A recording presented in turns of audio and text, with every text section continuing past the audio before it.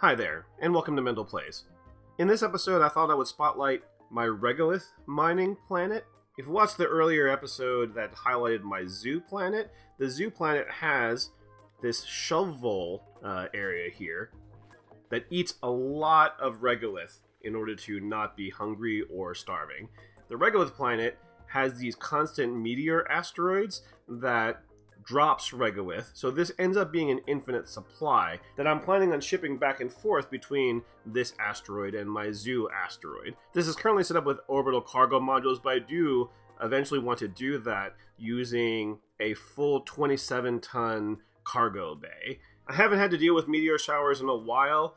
Before Clay released the Spaced Out DLC, meteor showers were a regular part of the top of the map. When they released the Spaced Out DLC, they replaced the hazard at the top of the map with radiation, but there's still meteor showers that do happen if you travel to this asteroid, or if you activate the device that opens up the temporal tear, that also creates meteor showers then on that particular asteroid. And I guess technically gassy moos on the zoo planet that I created, that those are considered meteor showers, or moodier showers as they call it as well.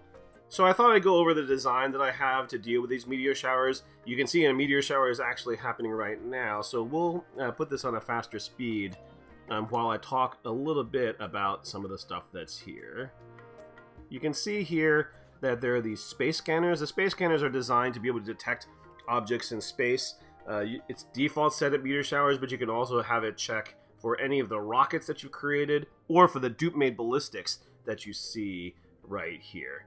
The scanning quality, well, we have to wait for the meteor shower to be over to deal with the scanning quality, but the scan quality and the scan network quality is variable depending on how many of these exist in your network. So you have a stronger strength when you have multiple space scanners, what sort of access they have to the sky, and since these bunker doors are closed right now, then that's why the quality here in both of these is at 0.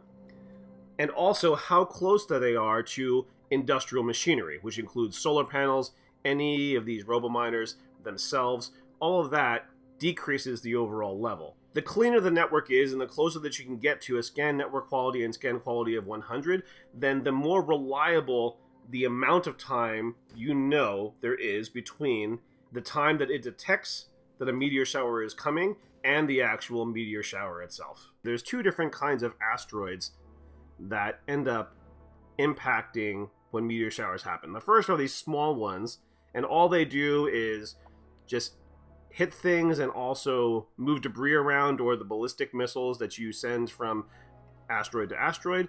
But then you also have those larger ones that will leave regolith tiles in its wake. So the meteor shower just ended, and once the actual all of my automation kind of kicks in, that's going to open up these bunker doors here. Note that this door is closed for this space scanner 2. That's broken. You can see that the doors for these two space scanners are still open. And the reason why is because I want the regolith to fall into this lower area and not pile up on the space scanner like it is over here. Like for right now, because I haven't changed the automation on that side, I need to get a dupe to dig that out so that the space scanner will function again. Thankfully, space scanners do not overheat. The only thing that I need to worry about is making sure that they don't stay buried. So the bunker doors open. The automation waits for the bunker doors to completely open and keep these doors open. The regolith falls, and these robominers then go to town and turn these tiles into debris. The autosweepers then are set up in a chain where this autosweeper can pick up on the right-hand side next to where this dispenser is and deliver to the left-hand side. And when the left-hand side delivers and drops it drops it off one tile to the left, which is then picked up by the next autosweeper, etc., in a line going from the right to the left until it gets to this drop-off point here. This drop-off point I have set up to be not accessible by the dupes, because if they were to access this spot, then after they have no other tasks, then they would go here and loop and just keep on putting regolith in this automatic dispenser, letting it drop down, come back in an endless feedback loop. So I gave them no access to that. Instead, I have here a conveyor loader that I don't have configured right now, and an auto sweeper that is eventually going to take this and load it into the cargo bay that will eventually replace this orbital cargo module. The way that the automation works, this is the central space scanner. Oh, and you can see here now that the doors are open, the difference in the scan quality and the scan network quality. The way that my space scanners are configured, I can see the incoming meteor shower 89 seconds to 200 seconds before they arrive. So when it does detect it, it's going to turn the signal green. I then have it go first into a filter gate, which waits 40 seconds before it turns into a green. And the reason why is because it takes about 40 seconds if I have no power issues for the bunker doors to completely close. I want to maximize the amount of power I'm getting into my solar panels before I close the doors. I don't want to close the doors too early. Once this turns into a green signal, it goes into 3 different spots.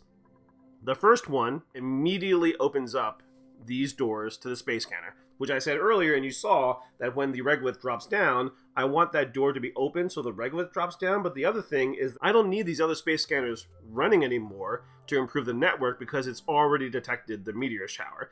And I want to save on the power because this takes a constant 120 pull for each space scanner that you have. So to save on power, once I know for sure that the meteor shower is going, the only space scanner that I need to keep on is the one that's controlling the main automation for these actual bunker doors. If I was to open up this door, it would not function anymore. It would automatically turn this signal to red, and I don't want that to happen. So in addition to opening up these doors and taking these space scanners out of commission, the signal also then gets sent to this buffer gate. And this buffer gate is set for 60 seconds, primarily because when the bunker doors close, then that decreases the scan network. And if I have caught the meteor shower at its peak, then sometimes it no longer detects the meteor shower when the bunker doors are closed, which then reopens the doors prematurely. So I have the buffer gate here just to make sure that if there is a blip in the signal that the space scanner has, it still stays green and keeps the bunker doors closed when it needs to. I said that the space scanners don't overheat. That's nice because you can set them in a vacuum. It doesn't really matter. Even if they get hit with meteors and they're damaged, you can repair them. Not a big deal. The robo-miners and the auto-sweepers, however, do produce heat when they are actually running. For the auto-sweepers, I actually don't worry about trying to control and deal with their temperature because I have now access to thermium, which has an overheat temperature of almost 1800 degrees Fahrenheit.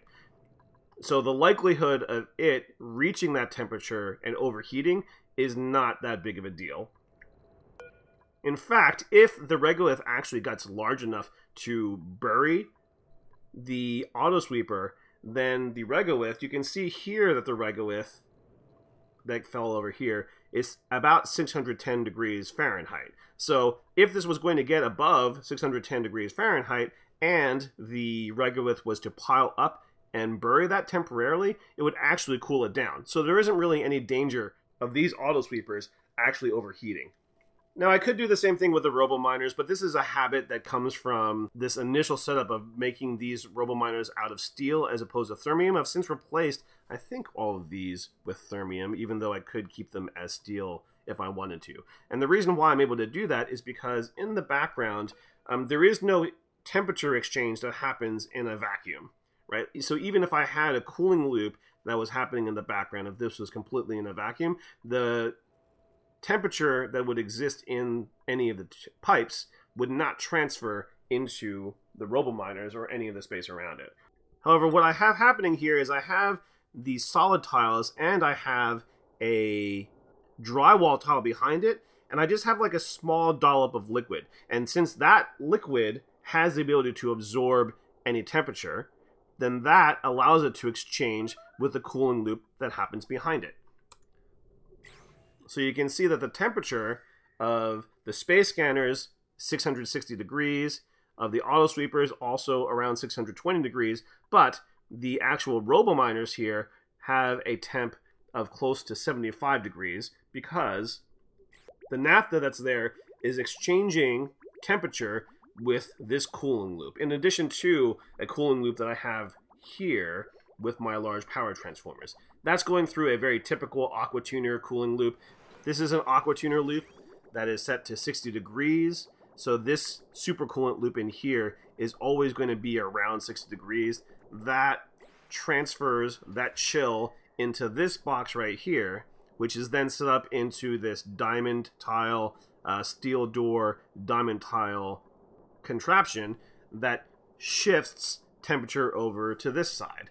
Here I can control that temperature precisely. I have this set up right now to say 44 degrees is where I eventually want it to get to. Now it's actually not possible for me to get to 44 degrees at this particular point because I don't have the loop hitting at that point. So I don't know why I did that. I think maybe I just need to set this and say I want this to be closer to, we'll put it at 40 degrees right now, actually. So now you can see that since I've set this to 40 degrees, this aqua tuner is running. That's going to inject more chill into here. That's going to transfer that chill over to this side. And then the liquid over on this side chills enough that it's able to keep anything, including these steam turbines I have set up for later,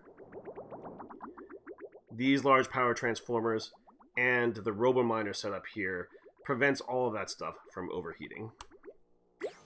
So you can see this running again. Let's see this automation actually in action. This was green, which closed all the doors. This is now red. These doors are still open correctly. This is going through this filter gate. That now that the regolith has dropped, that filter gate is still green, passes through, and now these doors can be closed. So that's the way that I'm mining the regolith that will eventually go into these rockets. The other thing I need to do to make sure that I can keep this sustainable and have the rockets go back and forth between here and the zoo planet only is I need to be able to create a liquid oxygen and liquid hydrogen production facility. Because right now, if I want to refuel my liquid hydrogen and my liquid oxygen, I need to travel back to my home planet. I really want this to be a back and forth that doesn't have to be a trip to the home planet as well, because then I can use the automation ports on the rocket platforms to set and forget the transfer of Regolith to the zoo planet and then the rocket returning here. Clearly, I could make my solar panels a bit more efficient. The way that I built it out, I'm too lazy to redo where these large power transformers are and also where these batteries are to create this grid and maximize the amount of light and the amount of power I'm getting from that light. I think that's about it. If you have any questions or any comments or any suggestions as to how I could make this setup even better, I definitely welcome it into the comments. Hope you enjoyed this. I'm looking forward to putting out some more ONI content in the future, particularly with a new colony and the Sweet Dreams update. Insert your standard like and subscribe ask here, and please, always feel free to tell me your story because I would definitely love to hear it.